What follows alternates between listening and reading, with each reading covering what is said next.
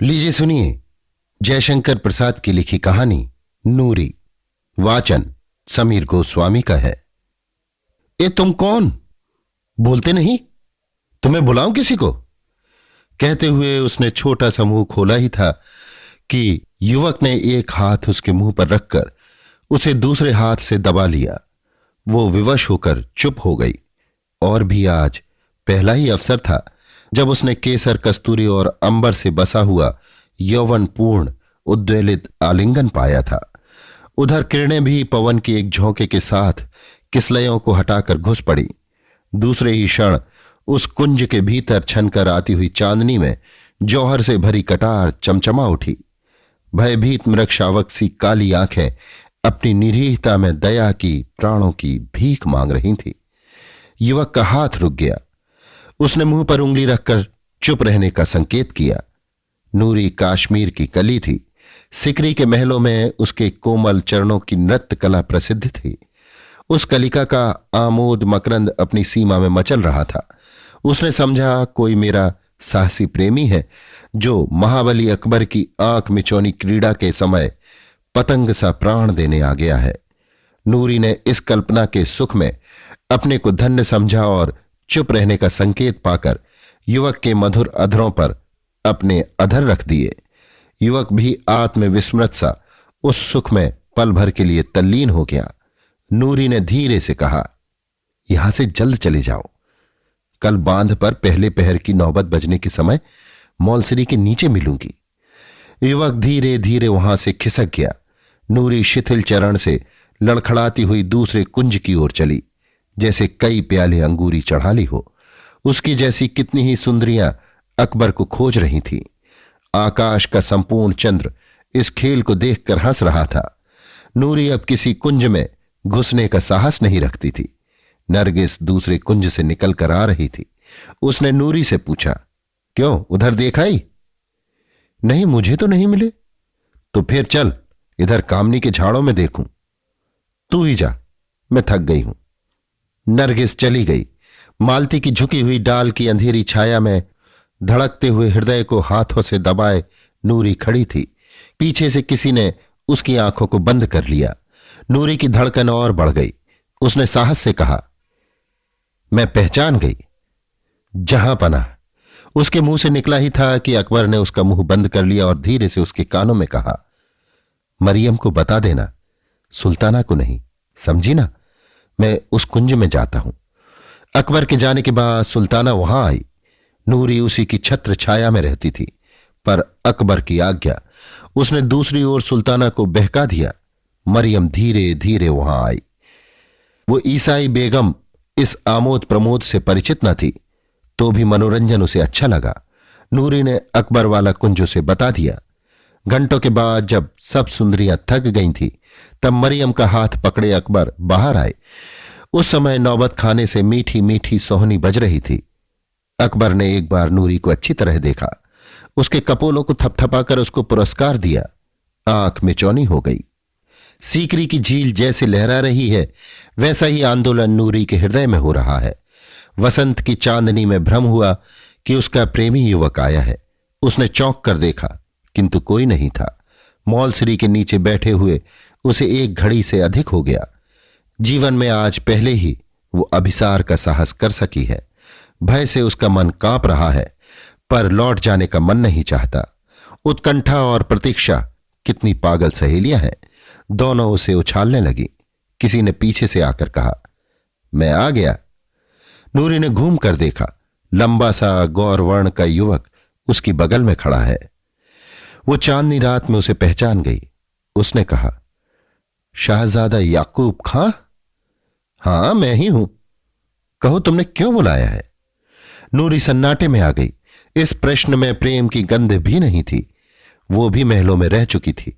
उसने भी पैंतरा बदल दिया। आप वहां क्यों गए थे? मैं इसका जवाब ना दूं तो? नूरी चुप रही। याकूब खां ने कहा, तुम जानना चाहती हो? ना बताइए। बताऊं तो मुझे, आप डरते हैं तो ना बताइए। अच्छा, तो तुम सच बताओ कि कहां की रहने वाली हो? मैं कश्मीर में पैदा हुई हूं। याकूब खां अब उसके समीप ही बैठ गया।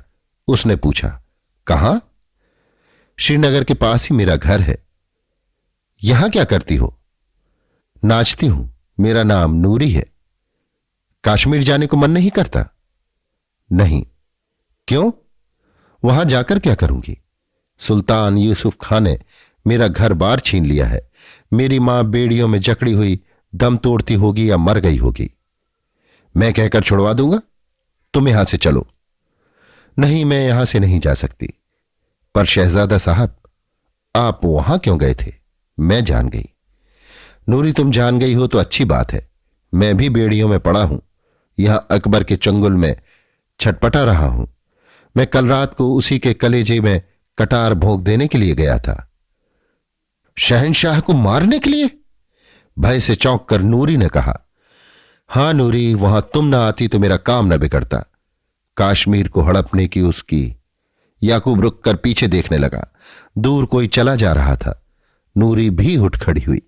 दोनों और नीचे झील की ओर उतर गए।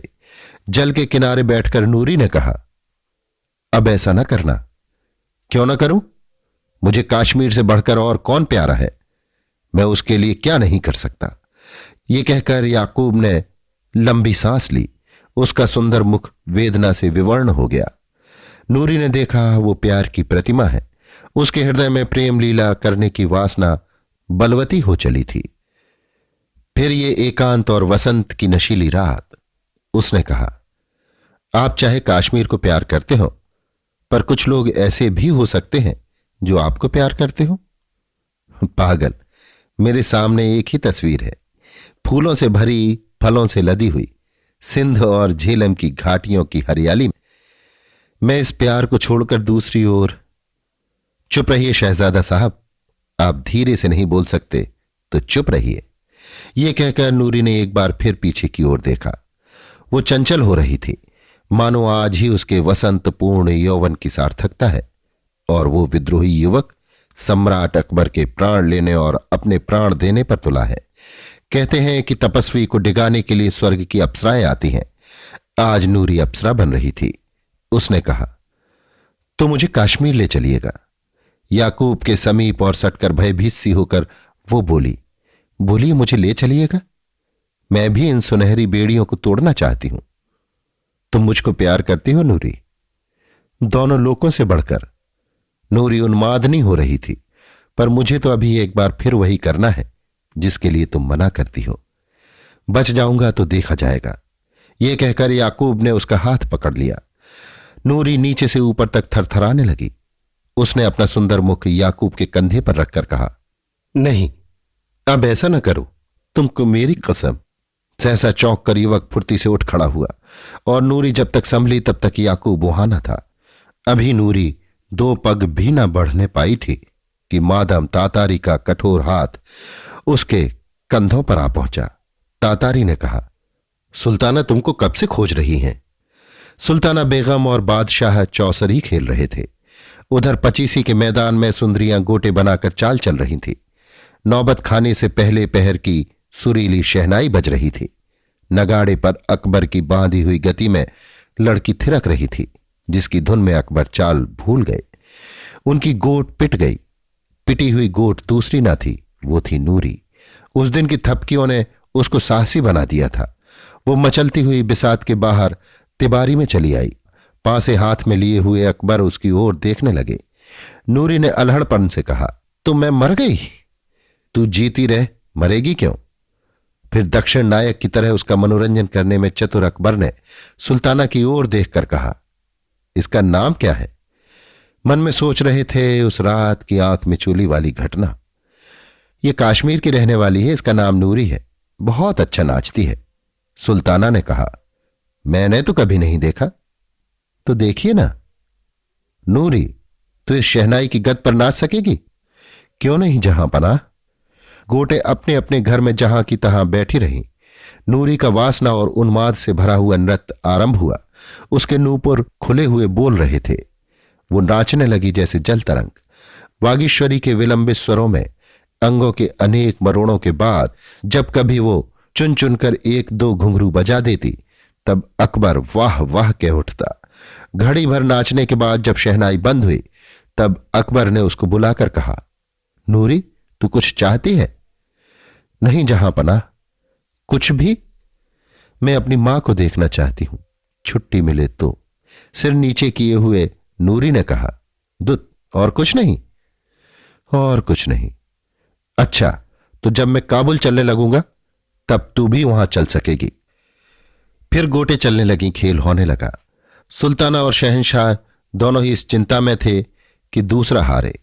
यही तो बात है, संसार चाहता है कि तुम मेरे साथ खेलो, पर सदा तुम ही हारते रहो। नूरी फिर गोट बन गई थी। अब कि वो फिर पिटी। उसने कहा, मैं मर गई? अकबर ने कहा, तू अलग जा बैठ। छुट्टी पाते ही थकी हुई नूरी पचीसी के समीप अमराई में जा घुसी। अभी वो नाचने की थकावट से अंगड़ाई ले रही थी। सहसा याकूब ने आकर उसे पकड़ लिया।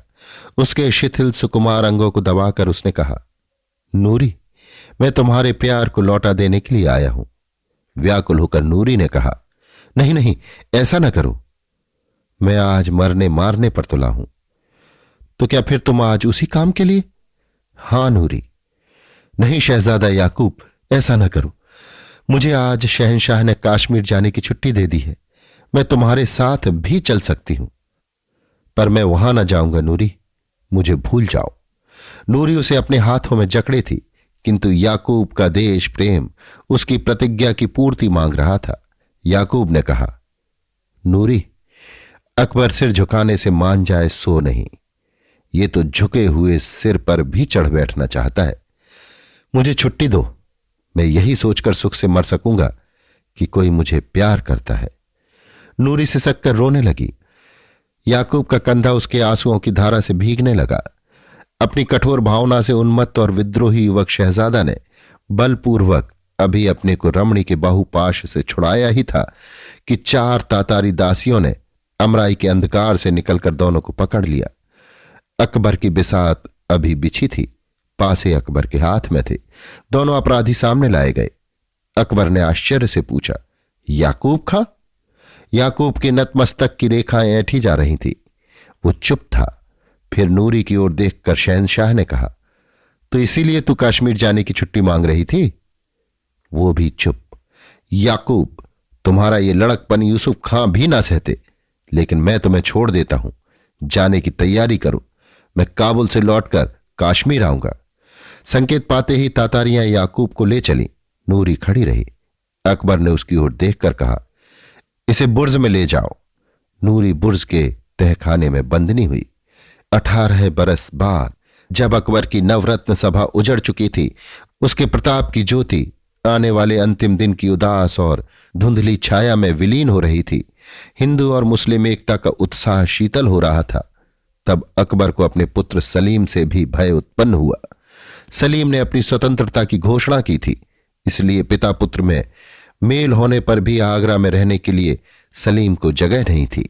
उसने दुखी होकर अपनी जन्मभूमि में रहने की आज्ञा मांगी। सलीम फतेहपुर सीकरी आया। मुगल साम्राज्य का वो अलौकिक इंद्रजाल, अकबर की यौवन निशा का सुनहरा स्वप्न, सीकरी का महल पथरीली चट्टानों पर बिखरा पड़ा था।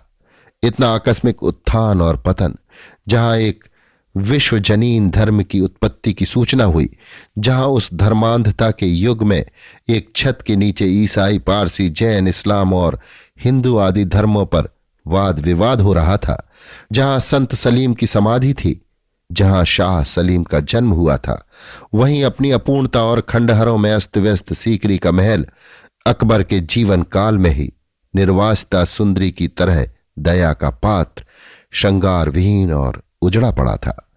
अभी तक अकबर के शून्य शयन मंदिर में विक्रमादित्य के नवरत्नों का छायापूर्ण अभिनय चल रहा था। अभी तक सराय में कोई यात्री संत की समाधि का दर्शन करने को आता ही रहता। अभी तक बुर्जों के तहखानों में कैदियों का अभाव न था। सीकरी की दशा देखकर सलीम का हृदय व्यथित हो उठा। अपूर्ण शिल्प बिलख रहे थे, गिरे हुए कंगूरे चरणों में लौट रहे थे। अपनी माता के महल में जाकर सलीम भरपेट रोया।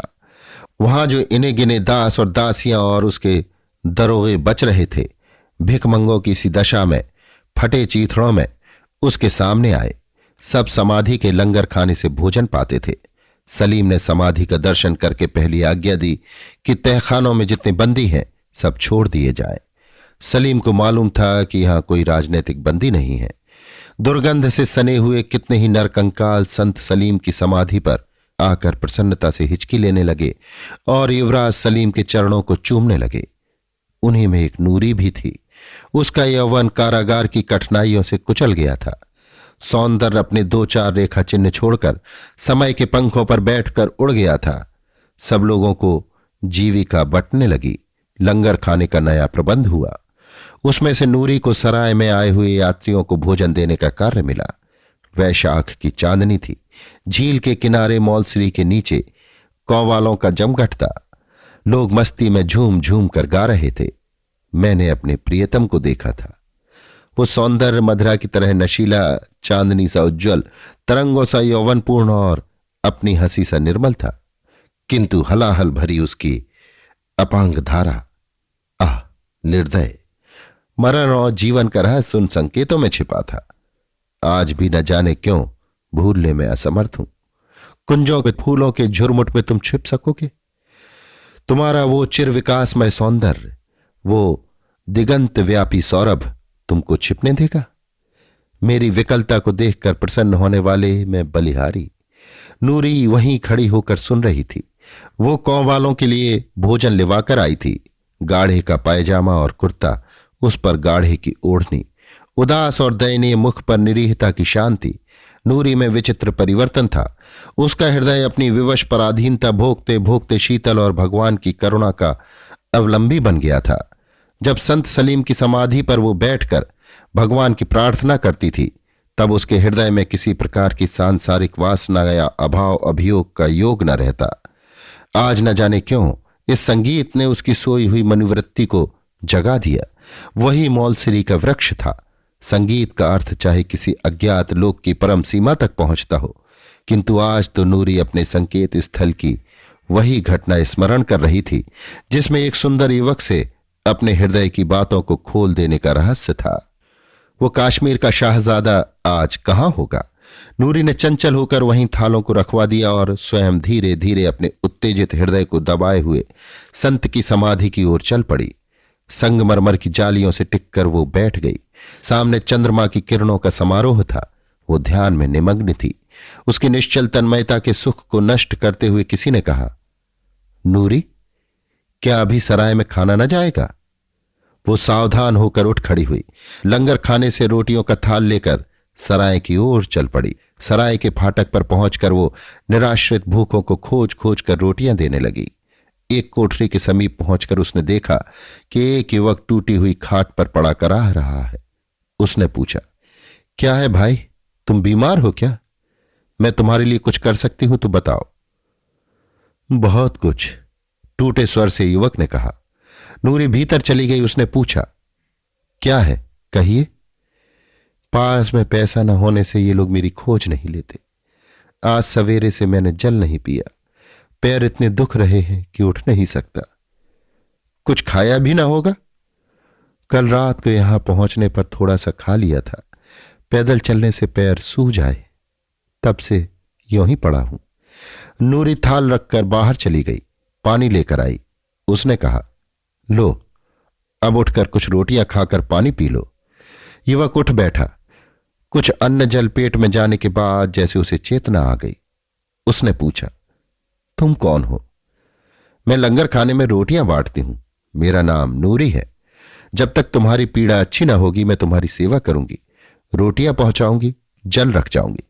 घबराओ नहीं, ये मालिक सबको देखता है। युवक की विवर्ण आंखें प्रार्थना में ऊपर की ओर उठ गईं। फिर दीर्घ निश्वास लेकर उसने पूछा, क्या नाम बतलाया? नूरी ना? हां, यही तो। अच्छा, तुम यहां महलों में जाती होगी? महल? हां, महलों की दीवारें तो खड़ी हैं। तब तुम नहीं जानती होगी, उसका नाम भी नूरी था। वो कश्मीर की रहने वाली थी। उससे आपको क्या काम है? मन ही मन कांप कर नूरी ने पूछा। मिले तो कह देना कि एक अभागे ने तुम्हारे प्यार को ठुकरा दिया था।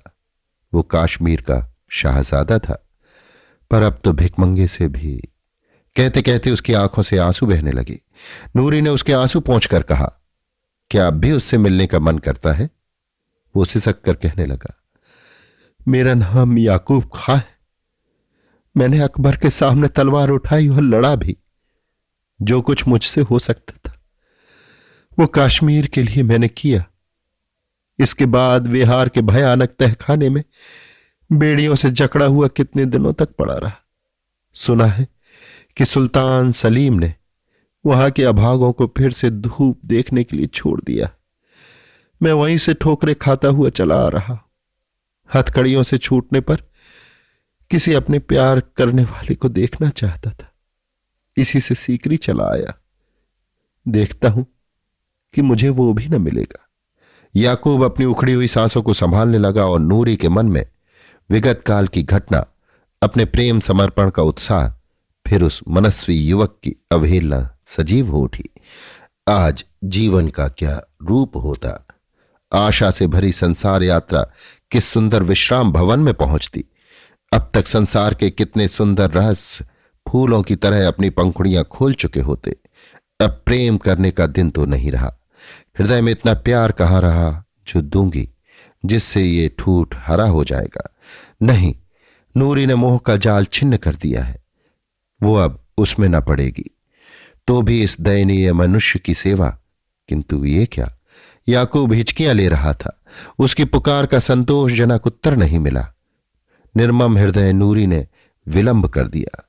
वो विचार करने लगी थी और याकूब को इतना अवसर नहीं था। नूरी उसका सिर हाथों में लेकर उसे लिटाने लगी। साथ ही अभागे याकूब के खुले हुए प्यासे मुंह में नूरी की आंखों के आंसू टपाटप गिरने लगे। अभी आप सुन रहे थे जयशंकर प्रसाद की लिखी कहानी नूरी। वाचन समीर गोस्वामी का था।